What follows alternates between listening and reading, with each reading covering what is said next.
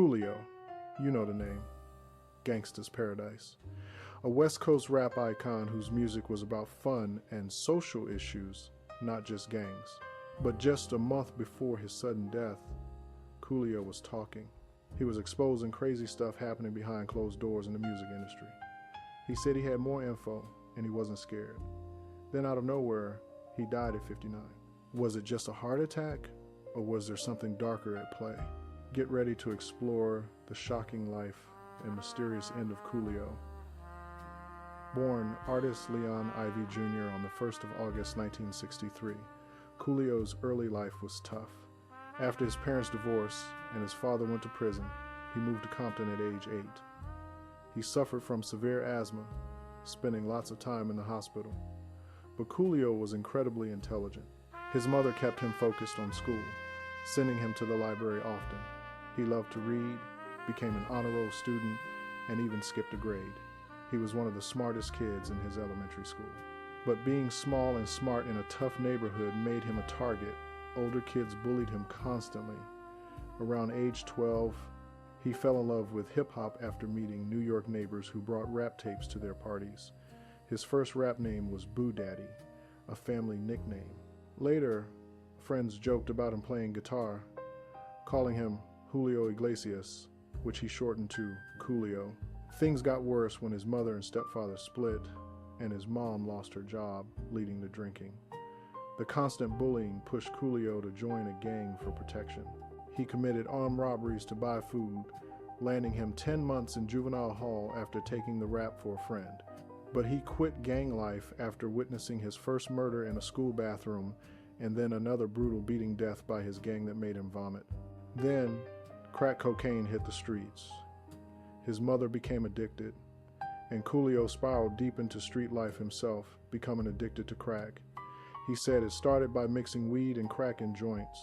One day, out of weed, they just smoked crack, and he was instantly hooked.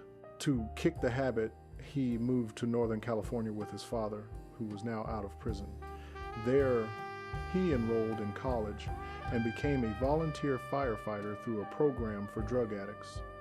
Coolio realized he had to stop drugs after arguing over a crack pipe with a close friend.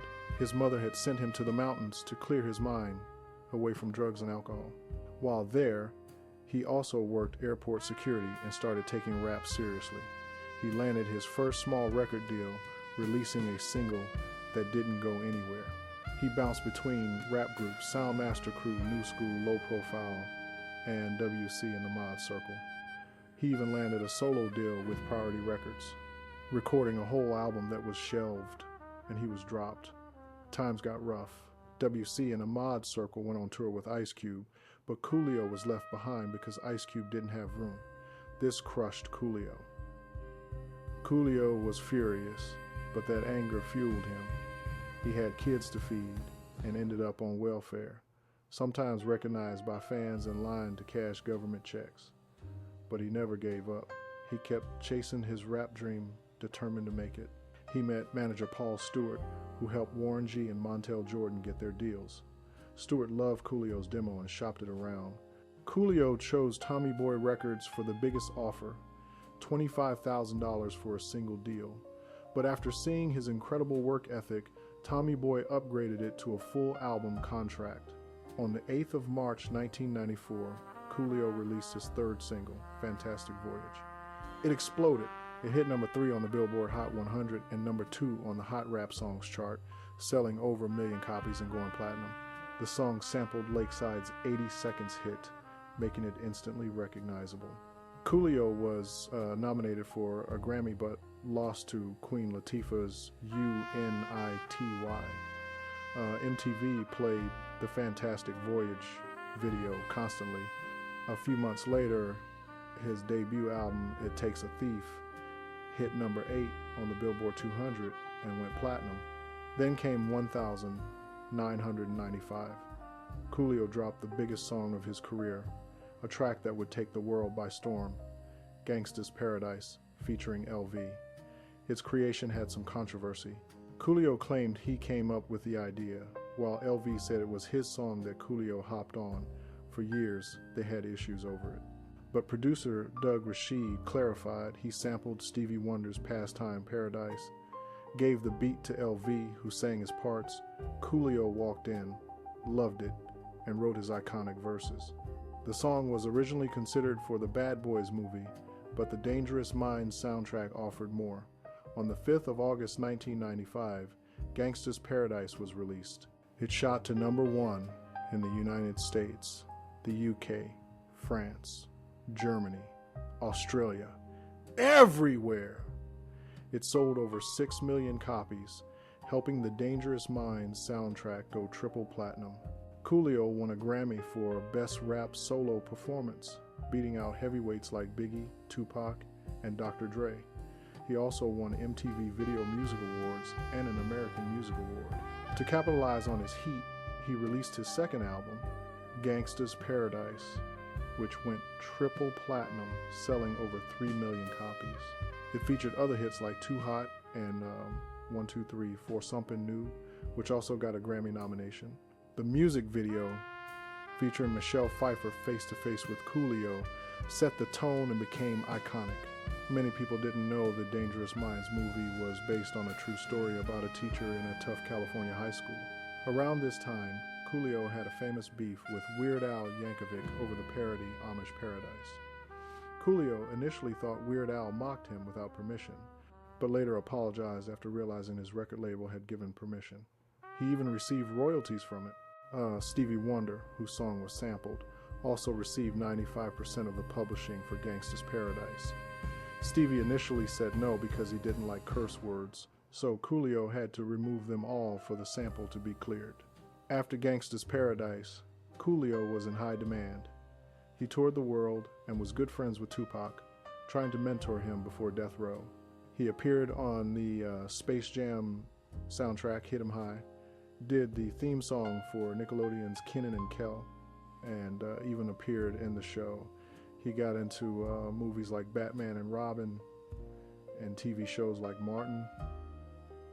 On the 26th of August 1997, Coolio released his third album, My Soul. It went gold and had a hit single, See You When You Get There, which reached #12 on the Billboard Hot 100. But for his label, Tommy Boy Records, My Soul was considered a failure. They dropped him. Coolio was furious, claiming Tommy Boy was known for sabotaging their artists' third albums, perhaps to avoid paying higher contract fees. He cited other artists on the label who faced similar issues after their second album's success. This period marked a downward spiral, compounded by increasing legal troubles. While touring Europe, he was charged with punching a saleswoman in the stomach after he and 6 members of his group allegedly left a boutique without paying for $940 worth of clothes.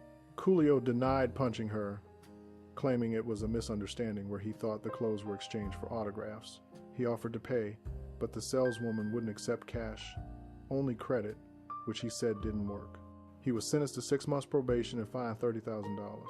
That same year, he was arrested in Los Angeles for carrying a concealed weapon and possessing marijuana after police stopped him for driving on the wrong side of the street. In 1999, he tried to regain control, starting his own label, Crowbar Records. He released his 4th album, Coolio.com, exclusively in Japan in 2001, followed by his 5th album in 2002. In 2006, he and Snoop Dogg collaborated on Gangsta Walk for his 6th album. Coolio also ventured heavily into reality TV.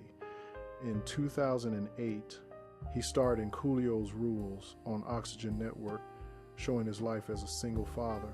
He even had a cooking show, Cooking with Coolio, and published a cookbook, Cooking with Coolio. 5-star meals at a 1-star price. He appeared on Celebrity Big Brother 6, Celebrity Fear Factor, and Celebrity Wife Swap. But his struggles with addiction resurfaced. In 2009, he was arrested at LAX and charged with possession of crack cocaine and battery. Security found a crack pipe in his luggage, and he allegedly grabbed a security guard's arm during the search. In 2013, he faced domestic violence charges for allegedly beating his girlfriend, the mother of their child, though these charges were later dropped. In a bizarre twist in 2017, Coolio announced his candidacy as vice presidential running mate for candidate Cherie DeVille, a popular adult film star. Their campaign ended 17 months later due to lack of support. Despite these ups and downs, he continued to make music and do interviews. Then, on the 28th of September 2022, the world was shocked. Coolio was found dead at a friend's house in Los Angeles. The story was chilling. He went into the bathroom, and when he didn't come out, his friend found him on the floor. Paramedics arrived, but he was pronounced dead at the scene. Police stated no drugs or paraphernalia were found, and they believed he died from cardiac arrest. However, rumors of a drug overdose quickly circulated. His close friends insisted he hadn't touched alcohol or drugs in years. Many pointed to his severe asthma, a lifelong struggle that often led to hospitalizations and required him to use multiple inhalers, even on stage. Years ago, he was a spokesperson for the Asthma and Allergy Foundation of America. Some believe his asthma may have played a significant role in his death, but a more sinister theory also emerged, fueled by Coolio's own words. Just a month before he died, in interviews, he claimed he was planning to expose crazy acts and powerful people in the entertainment industry. He spoke out against streaming platforms stealing money from black artists, trying to unite artists for a movement. In a chilling clip, he stated he might end up dead because of what he planned to expose, though he admitted he was afraid because he had children. He explicitly said that if he died, everything he spoke about in those interviews would be proven true. Coolio was 59 years old when he passed, leaving behind 10 children and 5 grandchildren. His life was a complex tapestry of triumph over adversity, global fame, personal struggles, and a fierce intelligence that saw through the superficiality of the entertainment world. Was his death a natural cardiac event exacerbated by asthma, or was it, as he himself hinted, something more sinister? The questions linger. His music, his story, and his final warnings deserve to be heard. Go watch those last interviews. Listen to his music. Share his legacy. Let's make sure Coolio's voice, in all its forms, is never silenced.